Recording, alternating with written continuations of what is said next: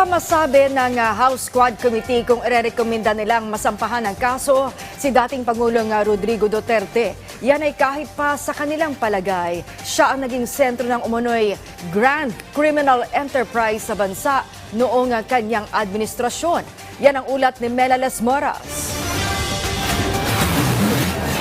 Kasado na ang progress report ng House Quad Committee na naglalaman ng kanilang initial findings, proposed legislations at mga rekomendasyon ukol sa isyu ng illegal pogos, illegal drugs at umano'y extrajudicial killings noong nagdaang administrasyon. Ayon kay Quadcom Lead Chair Robert Ace Barbers, sa Martes, posibleng maipresenta na nila ito sa plenaryo ng Kamara. Pasilipaan niya sa kanilang report ang ginawang presentation ni Senior Vice Chair Romeo Acop sa ika-13 nilang pagdinig. The Quad Committee has started to uncover a grand criminal enterprise, and it would seem that at the center of it is the former president.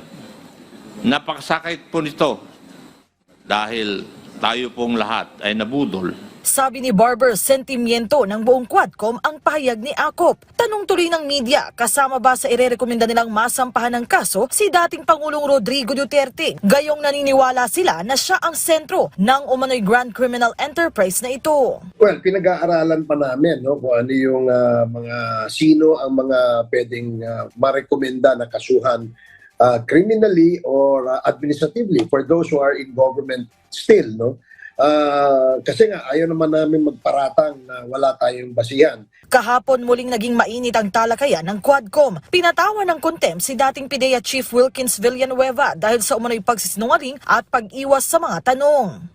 You're not respecting this committee. Question of command responsibility. Are you not lying? No, Mr. Chair. Also, Mr. Chairman, with that, I move to cite in contempt General Wilkins. Pinagbigyan na kita. Yun pa ang sagot mo?